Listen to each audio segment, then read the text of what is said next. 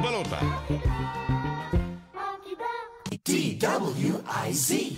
Todo balita, Lunes hanggang Sabado dito sa DWIZ FM 89.3 News Radio Dagupan.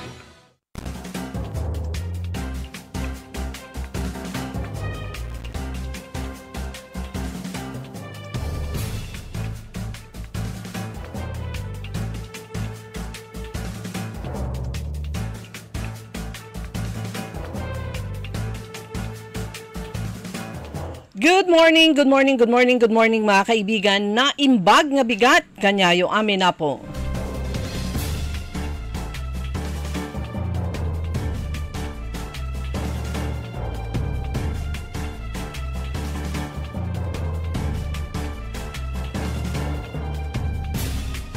Araw ng Miyerkules, ngayon po ay April 16 at oras na ng ating programang Todo Balita at Komentaryo sa DWIZ Dagupan. Muli tayo ay magkakasama-sama hanggang alas 6 ng umaga. Inyong maririnig mga balita kaganapan sa lalawigan ng Pangasinan, sa ibang bahagi ng bansa at sa ibayong dagat. Ang inyong Katodo Balita, ako si Liway Manantan Iparagire. Ang aking partner si Kaaron Susan Yadaw. At sa technical kasama natin Kaaron Eli Garcia. Sa ulo ng mga balita sa Balitang Nasyonal, PNP nagpapakalat ng black operations laban sa party list nominees, pananagutin. Todo balita.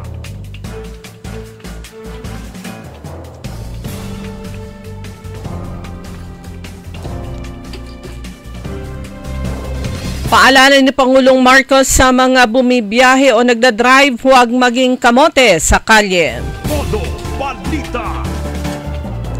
Sa balitang lokal, sa Bayan ng Bayambang Agriculture Office nagbigay ng libreng soil fertility management training. Todo balita. Sa balitang pampalakasan, Tour of Luzon magbabalik muli, kasado na ang pagsasagawa nito. Todo balita. At ngayon sa detalye ng ating mga balita.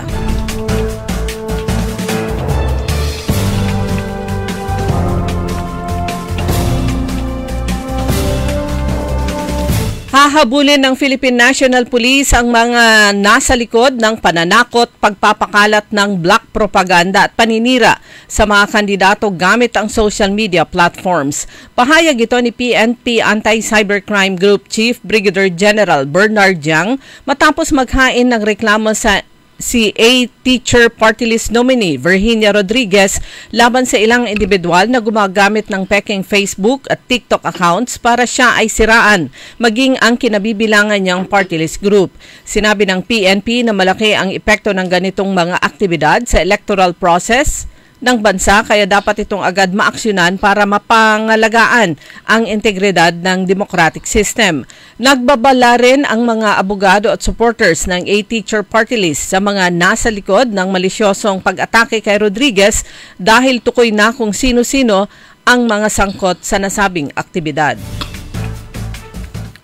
Naglabas ng show cause order ang Maritime Industry Authority o Marina laban sa isang shipping company dahil sa inihinalang overloading nito sa kanilang biyahe.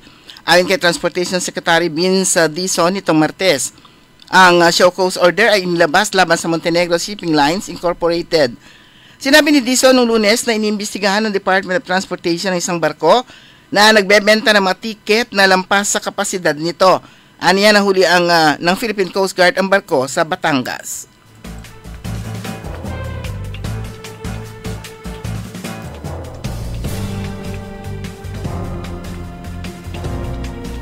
May paalala ang Pag-asa patungkol sa lagay ng panahon. Pinaalalahanan ng Pag-asa ang publiko na iwasang magbabad sa tindi ng init ng maalinsangang panahon ngayong Semana Santa. Sa Quezon QC Journalist Forum, sinabi ni Joey Figuracion, weather specialist 2 ng Pag-asa, nasa danger heat index ang mahal na araw na aabutin ng mula 42 degrees Celsius hanggang 45 degrees Celsius, partikular ang Metro Manila at Luzon area. Anya, nasa peak summer season ngayong Abril hanggang buwan ng Mayo, kaya't asahan na ang sobrang maalinsangang panahon dulot ng matinding init ng araw.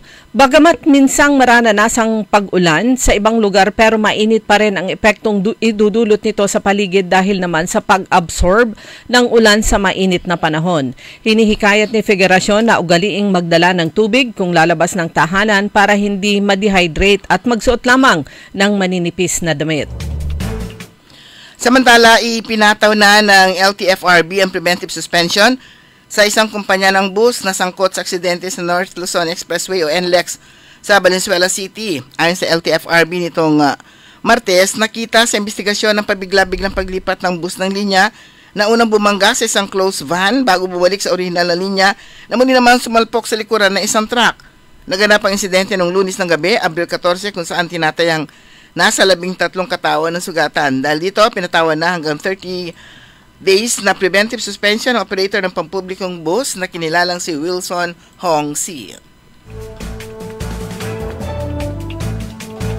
Arestado sa isinagawang joint operation ng Bureau of Immigration, Philippine National Police Criminal Investigation and Detection Group o CIDG, National Capital Region Field Office ang 86 na dayuhang scammer matapos na salakay ng isang condominium sa Makati City.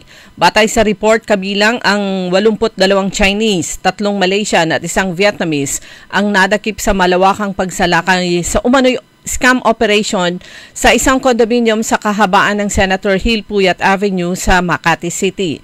Ayon kay Bureau of Immigration Commissioner Joel Anthony Viado, agad siyang naglabas ng mission order matapos makatanggap ng intelligence information tungkol sa operasyon ng umano'y scam o scam hub na pumipilit sa mga dayuhan na magtrabaho bilang scammers. Sa ating balita sa ibayong dagat, itinanan ng isang 25 anyos na lalaki ang ang 38 anyos niyang magiging biyanan. May 10 araw bago ang kanyang dapat ay kasal nito sa anak ng huli sa Uttar Pradesh, India. Noong Abril 6, naiulat na parehong nawala sina Rahul, isang supervisor sa isang pribadong kumpanya, at residente sa Ria Nagla at Anita ng Manaharpur, Kayatsa, 10 araw bago ang kasal ng lalaki sa anak ng huli na si Shivana ngayong sa Abril 16. Nagsimula umanong mahulog ang loob ni Rahul sa magiging biyanan niya nang regaluhan niya ito o siya nito ng cellphone noong Oktubre ng 2024. Mula noon ay madalas na rin umanong bisitahin ni Rahul si Anita pero wala namang naghinala na may relasyon na ang mga ito. Samantala, na-shock at nagkasakit umano si Shivani nang makumpirma ang pagtatanan ng kanyang ina at magiging asawa kung saan tinangay pa ng kanyang ina ang kanyang maalahas na nagkakalaga ng 350,000 rupees at o $4,000 at cash na nakatago sa kanilang bahay. Dumako naman tayo sa mga balitang lokal sa bayan ng Bayambang. Ang Municipal Agriculture Office ay nagsagawa ng Soil Fertility Management Training sa ilalim ng organic banner nitong kahapon. Ito ay ginanap sa Barangay Banaban. Ang mga resource speaker ay nagmula sa Department of Agriculture Regional Field Office 1. Kanilang tinalakay ang mga sumusunod: soil chemistry and physical properties, soil test kit analysis, nutrient cycling management, kasama rin ang fertilizer management at sustainable soil management practices. Ang malusog na lupa ay numero 1 dahilan upang sila ay aani at kikita ng mas malaki. Dahil kung may malusog na lupa, may malulusog na ani. Ang mga nakilahok sa nasabing pagsasanay ay mga organic farmer na miyembro ng gabay sa Bagong Pag-asa Cluster. Bukod dito, ang Department of Agriculture Bureau of Soils and Water Management ay nagbigay sa lokal na pamahalaan ng Bayambang ng 6 na rapid soil test kit na magagamit upang makita ang mga macro at micronutrient deficiencies ng lupa na naglilimita sa produksyon ng tanim. Formal nang isinagawa kahapon Abril 15 ang groundbreaking ceremony ng Sinaglaya Multipurpose Gymnasium sa loob ng compound ng Pangasinan Police Provincial Office sa Lingayen.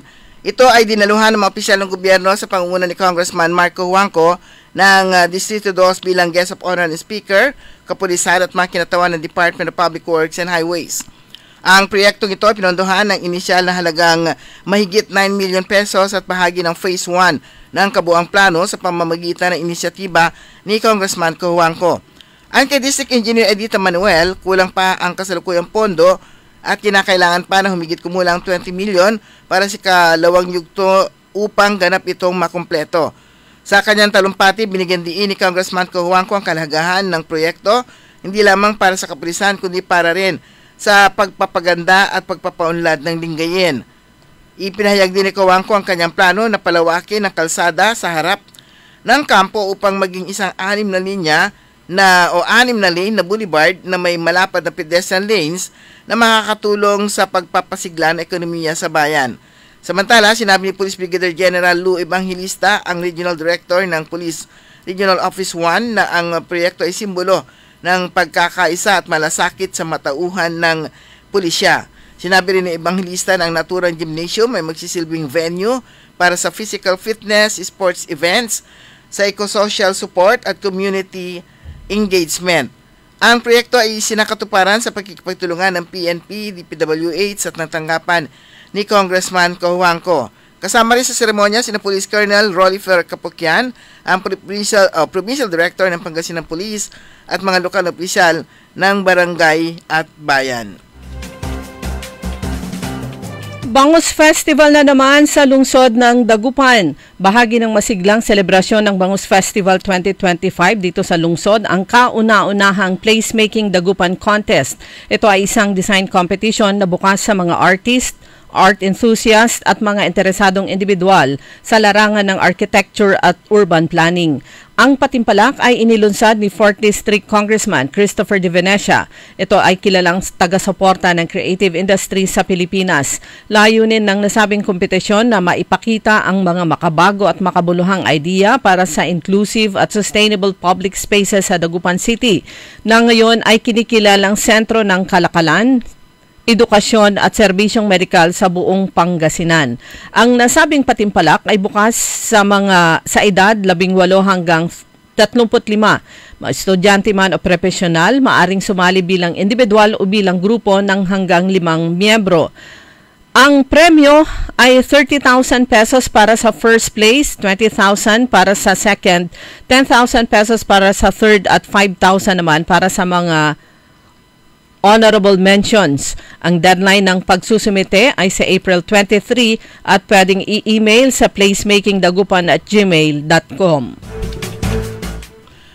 Samantala, sinimulan na ng lokal na pamahalaan ng lungsod ng Alaminos sa ilalim ng pamumuno ni City Mayor Art Brian Celeste ang pag-inspeksyon at pag-monitor sa sitwasyon ng mga puok pasyalan kahapon bilang bahagi ng Upland Summer Vacation o SUMBAC 2025. Nakantabay naman ang CDRMC Response Cluster upang masiguro ang kaligtasan ng mga turista at maging kaaya-aya ang kanilang bakasyon o pagbisita sa pamosong 100 Islands National Park, Bolo Beach, Luca Park at Mangrove Park at sa pagunita sa Semana Santa.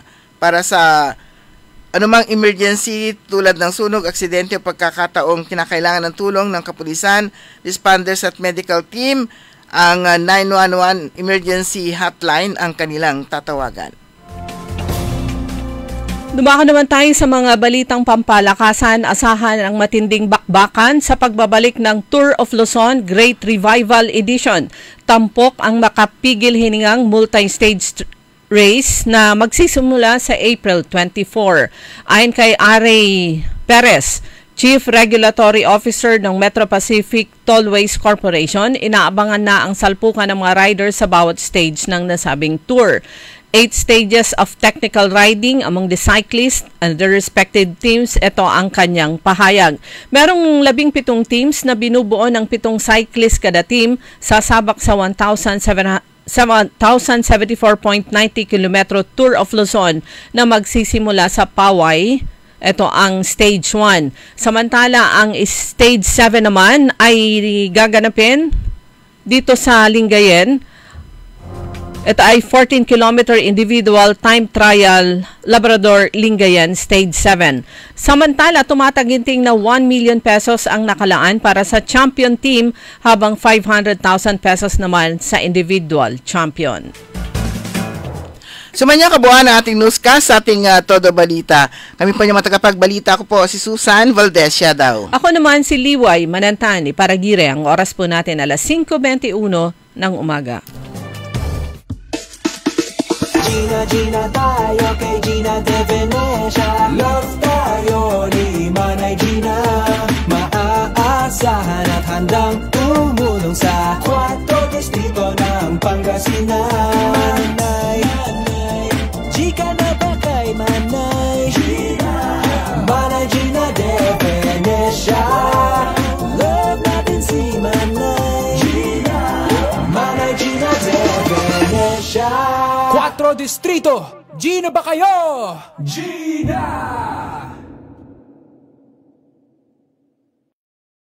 Hello, Dagupan, Manawag, Mangaldan, San Fabian, San Jacinto. Gina ba kayo? Pandemic, nabiyag ti childhood dream ko nga aging artist. Dream come true talaga. Kaduwak kita iti MX3 Plus capsule. I can be extraordinary gapot itulong ti MX3. Inayon to pay iti healthy diet can exercise. God will open a greener opportunity ken ka. Talagpas 300 iti artworks nga nailako kon. Kadwa pay iti aduma-duma nga art exhibits in and out of the country. Ako si Betsaida Lagipo, daytoy ti Extraordinary Story. Mahalagang paalala, ang MX3 Plus capsule ay hindi gamot at hindi dapat gamiting panggamot sa anumang uri ng sakit. MX3. Dito ako, believe. Magandang araw po sa ating lahat, sa ating mga bisita. Inaanyayahan ko po kayo sa aming lungsod ng Alaminos para po mabisita at ma-experience ang ating mas pinagandang 100 Islands. Marami na pong pagbabago sa ating mga isla at sana makita namin kayo dito sa aming lungsod para po makapag-swimming, makapag-enjoy kasama ang inyong barkada at ang inyong pamilya itong summer vacation. So tara na! Dito sa Alaminos City para sa ating 100 Islands. Ang patuloy na pagpapaganda sa 100 Islands National Park at lungsod ng Alaminos ay pinangungunahan ni Mayor Art Brian Celeste. Hoy mga suki, hanap nyo ba ay mga murang bilihin, malinis at sariwang pagkain sa pang-araw-araw at handaan tuwing may okasyon? May suggestion kami sa iyo. Tayo na sa Macador Market na kung saan inyong mabibili ang mga mura, sariwa, malinis at ligtas na bilihin tulad ng karne ng baboy at baka, manok, isda, gulay at iba-ibang sangkap sa pagkain. Matatagpuan din sa Macador Market ang dry goods, groceries, eateries at fruit section. Kaya ano bang hinihintay nyo? Gawing bongga ang handa mo everyday with Macador Market. Macador Market is open from 4 a.m. to 8 p.m. Visit us at Macador Market, Galvan Street at Zamora Street sa downtown Dagupan City. Tulungan tayo, tulungan tayo, tulungan tayo, Party List. Botosan, Tulungan Tayo Party List, number 64, Jad Balota. Tulungan tayo, tulungan tayo, tulungan tayo, Party List. Iboto, Tulungan Tayo Party List, number 64 sa Balota. Political ads paid by 64 Tulungan Tayo Party List, San Miguel, Calasiao, Pangasinan. Nakikita pa ba ang pagmamano sa mga Pilipino ngayon, lalo na sa mga kabataan ngayon? Meron siguro, pero yung iba, inuutusan pa. Huwag sanang mawala ang tradisyong ito na nagpapakita ng paggalang sa nakatatanda. Atin ito, Pinoy ito. Kapag nakakita ng kabataan, paalalahanan at tanungin, nagmano ka na ba?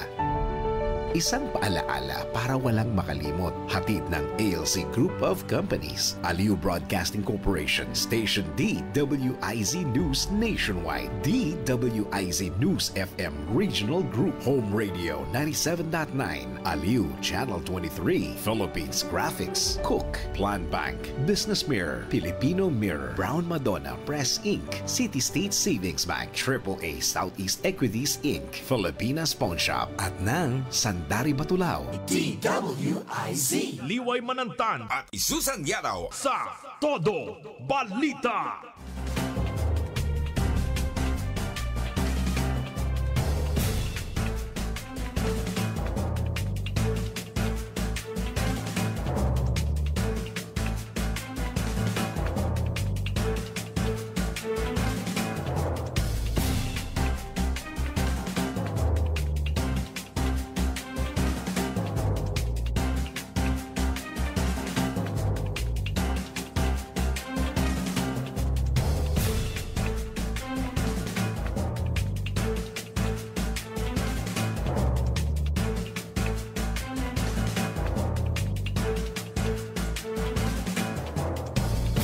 Oras po mga kaibigan, alas 5:26 ng umaga. Handa na ba kayong magbakasyon? Handang-handa na. Pero yung ating mga kapulisan handang-handa na rin. Mamaya yata merong alas 6. Merong inspection sa mga terminal. Sa mga terminal. Ito po ay sinasagawa pag may mga malalaking mga okasyon, kagaya nito, Holy Week, umpisa ng summer, at iba pa. Yung ating regional director, si Brigadier General Lou Fernandez Evangelista, kasama ang ating provincial director, Colonel Rollifer Kapukyan. Sila po ay bibisita sa mga terminal ng mga sasakyan. Siyempre, hindi number 1 palagi sa listahan nila yung mga terminal dito sa lungsod ng Dagupan dahil ito yung pinakamalalaki at halos magkakatabi lang. Ito po ang Victory Liner, ang 5-star at saka Solid North. And then pupunta sila sa ibang lugar, halimbawa sa Carmen, may malaking terminal din doon. Sa Lingayen, may terminal din po at saka sa ibang lugar. Rosales nga pala yung Carmen. Mamaya paparinig po natin yung interview. Short lang naman yung interview kay Provincial Director Rollifer Kapukyan tungkol ito sa kung ano yung mga paghahanda po nila para sa itong paparating na Semana Santa. So kung ready na, ready na. Okay, very good. Ready na, sabi ni Ka Eli, si Provincial Director Rollifer. Sir, kumusta po yung preparation po ninyo para sa Semana Santa? So far, handa na yung mga kapulisan natin sa pagdiriwang ng ng selebrasyon ng Holy Week. Dahil alam natin na ang ating probinsya, pag mga ganitong mga okasyon, talagang dinarayo to. So yung mga kapulisan natin, as usual, pinapakalat natin, lalong-lalo na sa mga public parks. Tapos meron din tayong mga nakatalagang mga assistance desk sa mga highways para mag-assist sa ating mga motorista. So ang purpose naman ng ating mga kapulisan na mag-conduct ng police visibility is as expected, pag merong mga convergence ng karamihan ng mga tao, so para maiwasan yung pananamantala ng iba, so kailangan talaga ng police visibility dahil ulit-ulit kong sinasabi sa ating mga tao na ang pinaka-effective na crime prevention talaga is police visibility.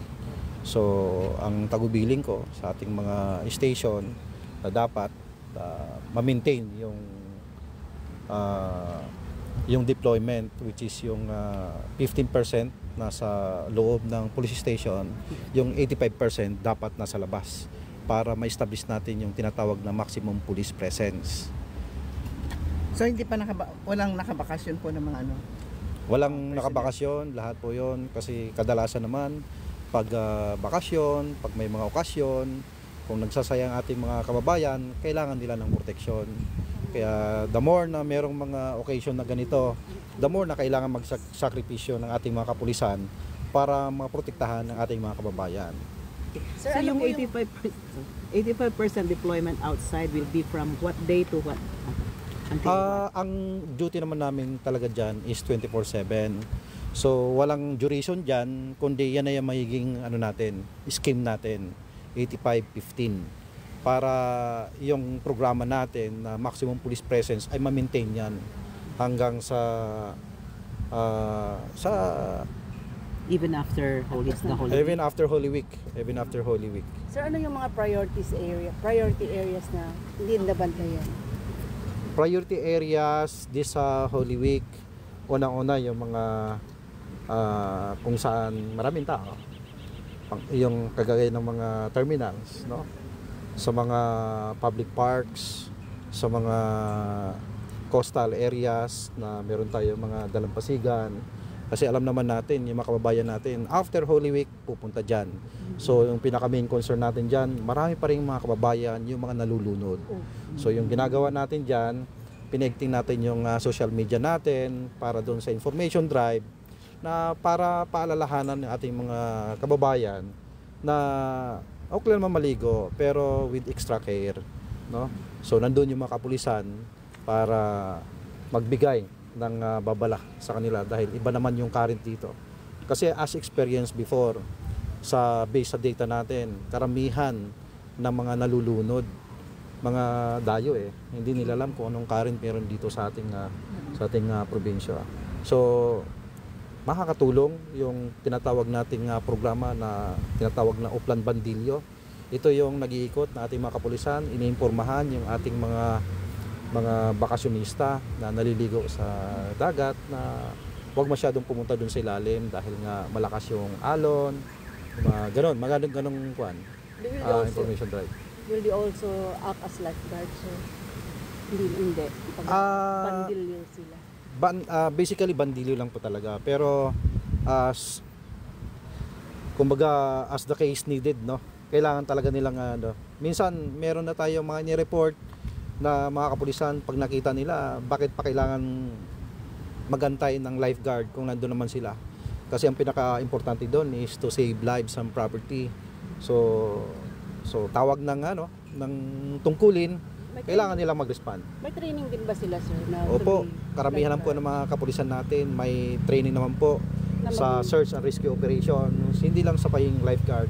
Kung napapansin nyo naman, pag may mga sakuna, calamities, nakikita nyo, mga kapulisan natin nagre-responde yan. So hindi lang doon sa paying lifeguard, may mga swimmers naman yung mga kapulisan natin. Sir, how about mga simbahan, kasi dinadagsa din ng mga tao mga simbahan? Opo, kasama po yan sa mga pupuntahan ng mga kapulisan natin. Meron tayong programa din, yung tinatawag nating Bisita Iglesia, na lahat pinupuntahan ng mga kapulisan natin gamit ng mga bisikleta para alamin din kung ano yung sitwasyon doon. At the same time, para na rin sa okasyon ng Holy Week. Sir, in the history po ng itong Holy Week, saan po usually nangyayari, or may marami bang nangyayari ng crimes? At saan po? Crimes usually nangyayari talaga kung saan maraming tao. Mga cities, Dagupan, Ordaneta City, no? Karamihan talaga dyan. Usually ano po, sir, ang nangyayari?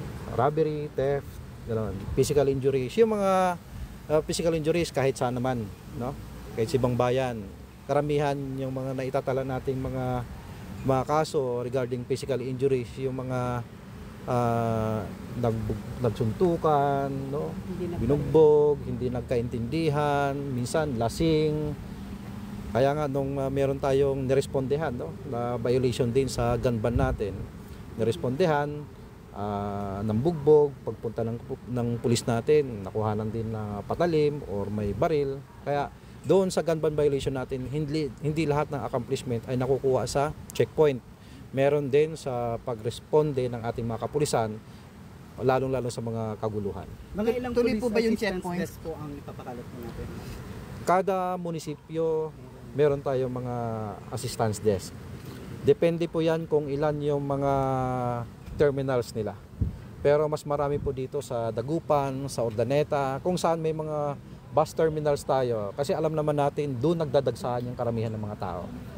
Sir, tuloy ba yung checkpoint kahit na Semana Santa? Tuloy-tuloy pa rin yan dahil yung COMELEC checkpoint na yan ay ang duration niya hanggang matapos yung eleksyon. Sir, mainitin ang ulo ng mga motorista ngayon. Ano po yung ginagawa ng mga polis para maiwasan yung barilan? Road rage. Road rage. Isa lang naman ang solusyon dyan.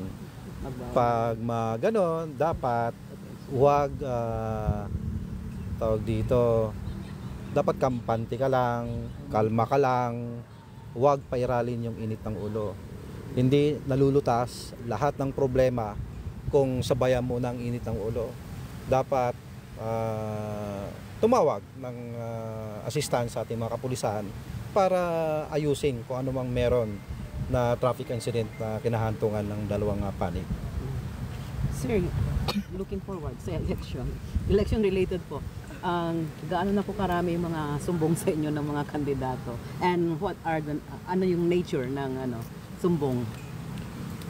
Kung sakaling meron man. Sumbong wala pa sa ngayon. Wala pa. Ang sa amin kasi ginagawa namin yung proactive approach lang eh. Halimbawa dito sa nangyari sa San Quintin, wala naman nagsusumbong sa amin. Although may mga report na medyo kumbaga intense na, no?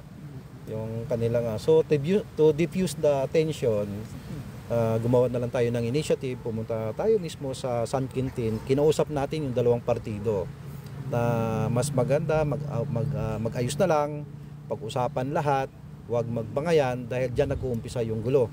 So yung ginawa natin, kinausap natin yung kabilang panig na hayaan na lang ang ating mga kababayan na kung sino yung gusto nilang piliin na o iluklok sa pwesto. Nasa watchlist na rin, sir, ang San Quintin? Kasama naman talaga ang San Quintin sa areas of concern. Ilan na sila, sir? 8 pa rin naman. Ay, kasama na sa inyo? Kasama naman ang San Quintin. Sir, reaction po ninyo, di umano nakapasok na raw ang gun for hire dito sa lalawigan ng Pangasinan? Gun for hire, wala pong nakapasok dito. Pero patuloy pa rin naman tayo nagmo-monitor sa ating lalawigan kasi nga syempre pag gun for hire nakakabahala yon, pero huwag kayong mag-alala, ang Pangasinan ay peaceful dahil vigilant tayo. Nakikita nyo naman siguro kaliwat kanan yung ating mga checkpoint natin, ating mga kapulisan ay lagi nating pinapakalat yan. Pero sir, meron daw ni raid sa Santa Maria, isang bahay na mga nakatira ay taga ibang probinsya known for San Nicolas.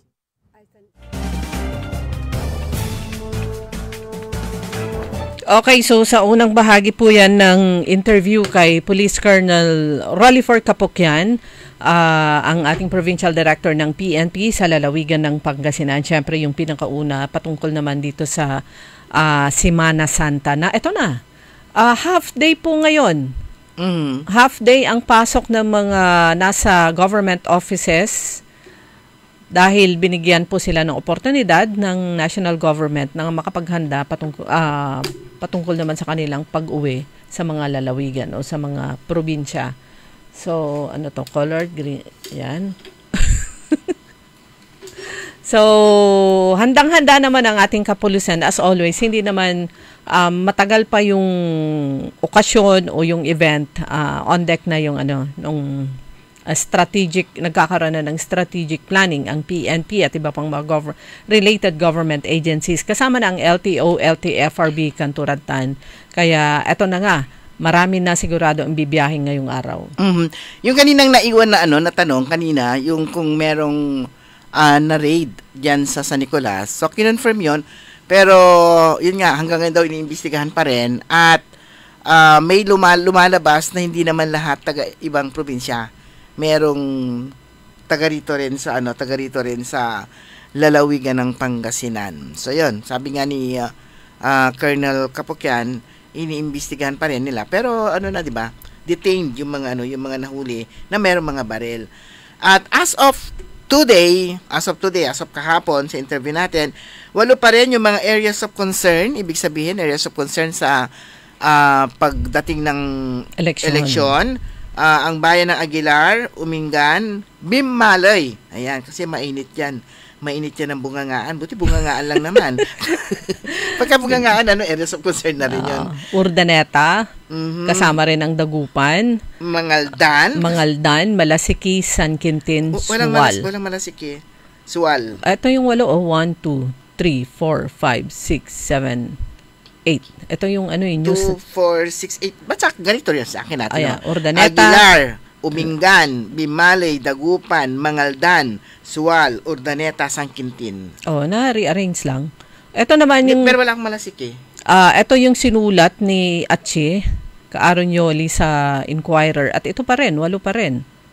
Urdaneta, Dagupan, Aguilar, Bimmalay, Malasiki, Mangaldan, San Quintin, Sual. Ano yun nasama? Umingan.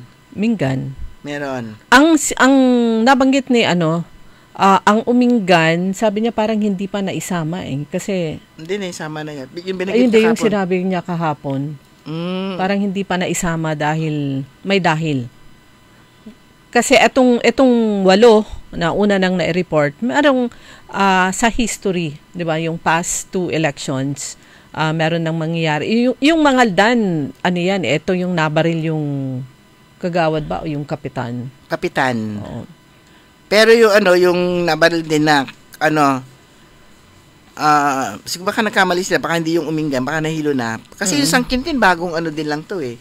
Yung San Quintin bago lang kasi, yung incident. may mga ano na nung mga nakaraang, mainit talaga dun sa San Quintin. Klaro na natin mamaya kapag para hindi rin mahilo yung ating mga kababayan. Baka naman siyam na yan. Baka magiging pang-siyam si Umingan. Kasi yung nangyaring shooting incident ay yung pagpaslang kay Kapitan Onya ay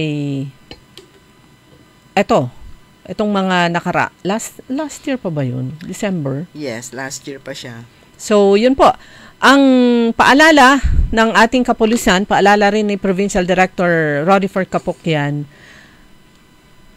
kung busy kayo sa labas, sa pasyal, at kung ano man, make sure na secured yung bahay nyo.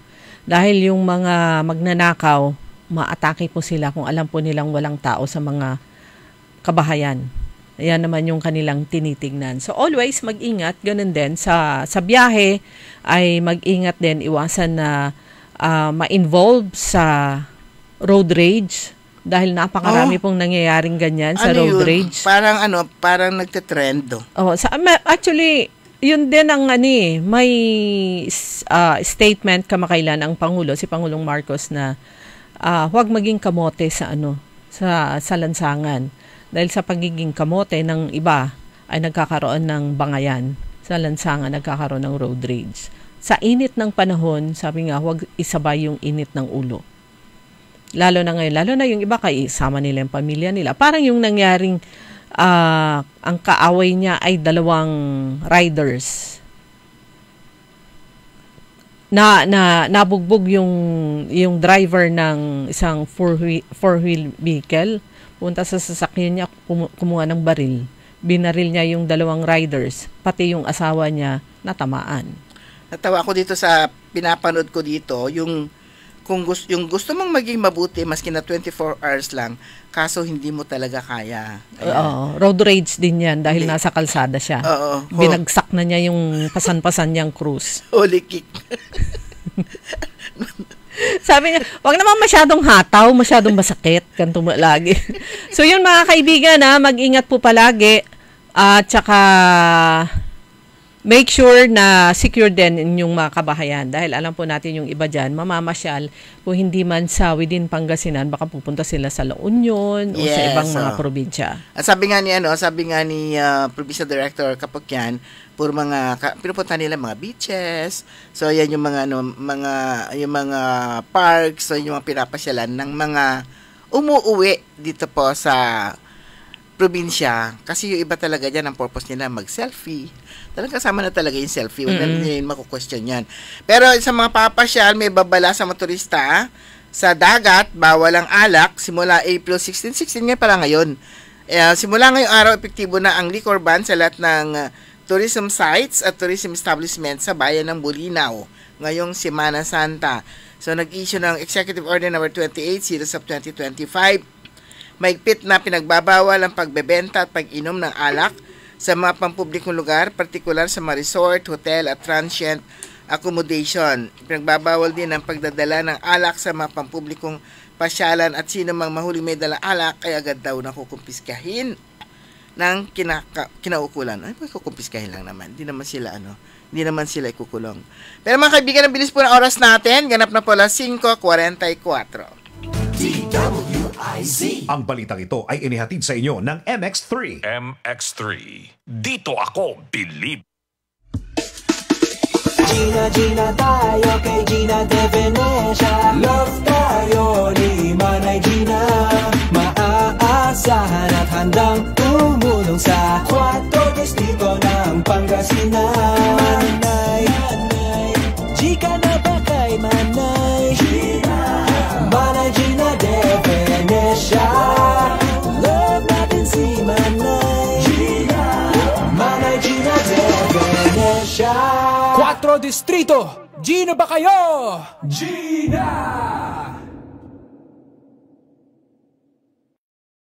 Hello, Dagupan, Manawag, Mangaldan, San Fabian, San Jacinto. Gina ba kayo? Paleta sa inyo'y magseserbisyo, malalagot ang mga mapangabuso. Mahal paleta sa Senado. Iboto Dante Marcoleta for Senator number 38.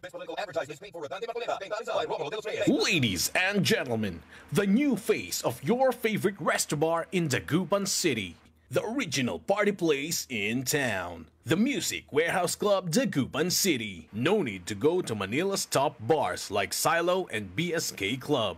Dagupan has it all. Fully air-conditioned with free entrance, free parking, and restrooms for all. Doors open at 7 p.m. Do well, live well, and dress really well. Find us at Paris Street, Barangay Pogo, Chico. Contact us at 075-522-2617. Reserve your tables now. Extraordinaryong kwento. Hanson na inaldaw iti duwa nga ka-fake and catering services mi. Siguraduek nga usto amin. Kaduak iti baligi babaen ti apo nga Diyos ken iti tulong ti MX3 capsule. Naada ti na sustansya nga alpha, beta, ken gamma kaduan ti kusto nga dieta ken ehersisyo. Inayon mo pa iti outreach programs mi tapno aging instrument kami iti blessings ni apo. Siak ni Judge Marquez, MX3. Dito ako bilib. Mahalagang paalala, ang MX3 capsule hindi gamot at hindi dapat gamiting panggamot sa anumang uri ng sakit. MX3.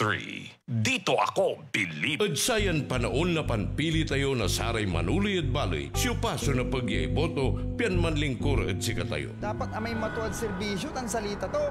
Aliwan palik to.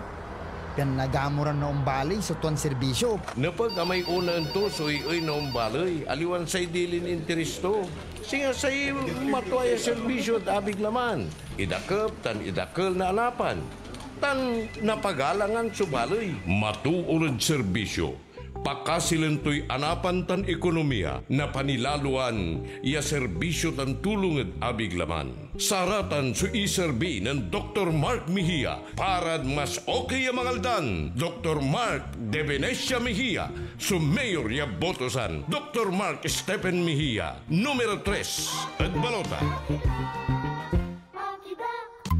Hoy mga suki, hanap nyo ba ay mga murang bilihin, malinis at sariwang pagkain sa pang-araw-araw at handaan tuwing may okasyon? May suggestion kami sa iyo. Tayo na sa Macador Market na kung saan inyong mabibili ang mga mura, sariwa, malinis at ligtas na bilihin tulad ng karne ng baboy at baka, manok, isda, gulay at iba-ibang sangkap sa pagkain.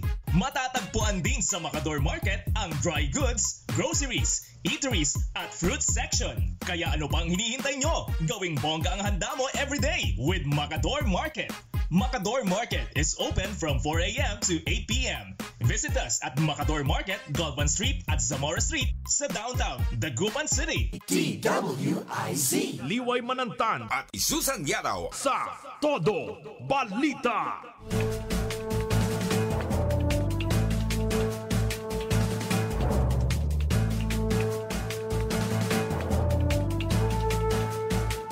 Oras mga kaibigan, alas 5:49 ng umaga. Ulitin lang po natin yung Shellfish Bulletin ng Bureau of Fisheries and Aquatic Resources Region 1 na kanilang inilabas noong April 15. Latest na naman to, April 15 kahapon lang.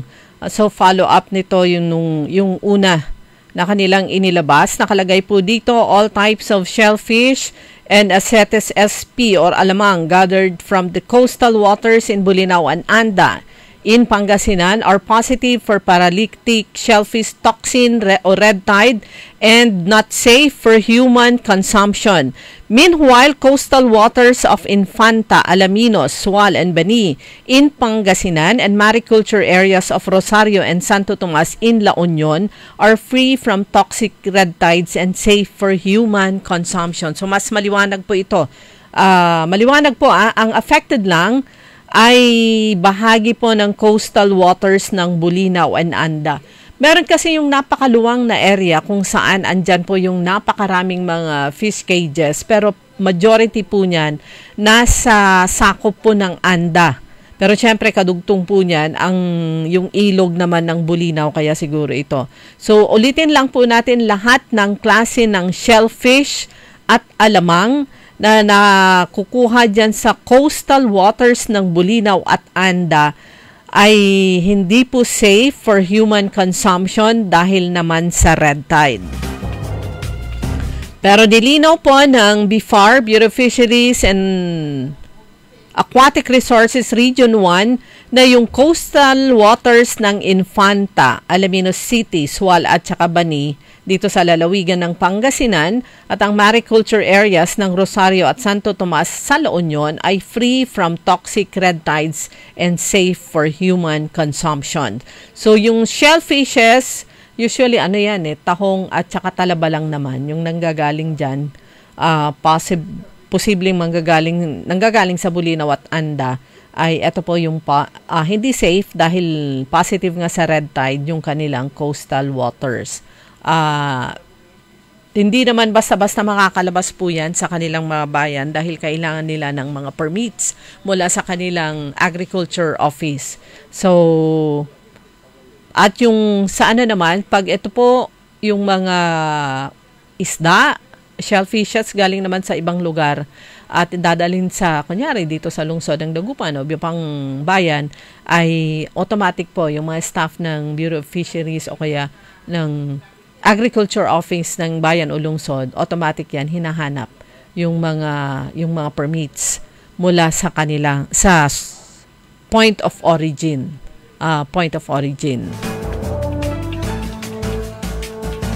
Samantala mga kaibigan, ito pong gusto nating paalala muli at ibalita muli sa inyo na ang lalawigan ng Pangasinan, lalo na ang ating ang Lingayen District Hospital,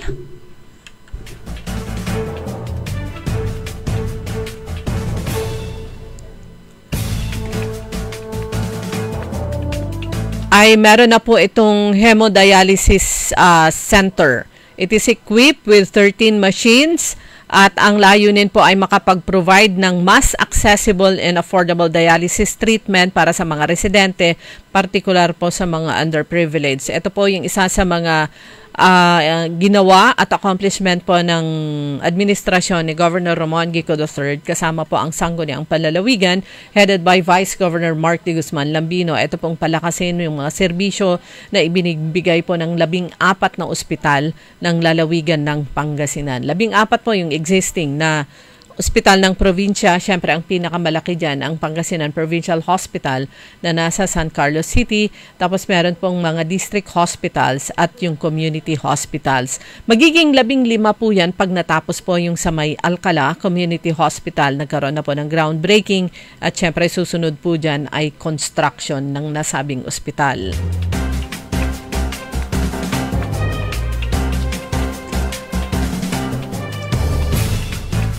At isa pa ang Lingayen District Hospital, mga kaibigan. Ito na po yung sinabi noon ni Governor Ramon Gico III na maglalagay po ng prosthesis center dito sa Pangasinan.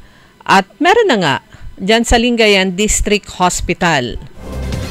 Sino po ang pasyente po nito? Ito po yung mga kababayan po natin na kailangan ng paa, o yung mga naputulan ng paa o kaya yung kamay. Naroon na rin kaya sa kamay, pero usually sa paa pa lang eh. Pero alamin po natin yung buong serbisyo na ibibigay po sa nasabing prosthesis center. Ayan, libreng prosthesis leg sa tulong ng Physicians for Peace Philippines. Ito po yung ka-tie-up ng ating lalawigan sa nasabing proyekto. Merong power mobile van. Ito ay malaking tulong para sa mga person with disabilities para mailipat sa kanila ang serbisyo at libreng prosthesis leg sa tulong ng Physicians for Peace Philippines Incorporated. Ito po ay nabanggit po noon na parang naging director po noon si Governor Gico sa nasabing Physicians for Peace Philippines Incorporated. Pagdating sa usaping pangkalusugan o sa medisina, ay hindi po matatawaran ang kaalaman ni Governor Ramon Gico III sa nasabing pagdating dito dahil siya po pala ay natapos niya yung pre-med course niya. Kulang na lang ituloy niya sa medisina yung pag-aaral, pero pre-med lang yung kanyang natapos niya yung kanyang pre-med tapos pumasok na siya sa politika. Sa usaping edukasyon, hindi rin matatawaran yung kaalaman niya dahil siya po ay isang educator. At syempre pagdating sa pagpapatakbo ng pamahalaan ay hindi rin matatawaran yung kanyang galing dahil galing din siya sa lokal na pamahalaan. Naging mayor po siya noon ng bayan ng Binalunan.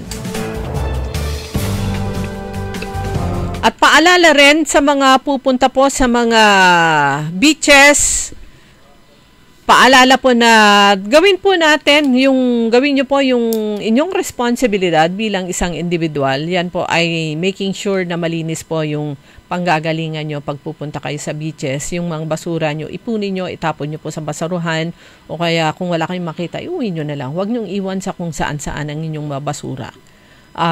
Yung mga pupunta sa Pistay Diet Celebration, ano ba yung activities ngayon at paano sa Semana Santa? Meron silang Station of the Cross. Station of the Cross ngayon. So merong prosesyon.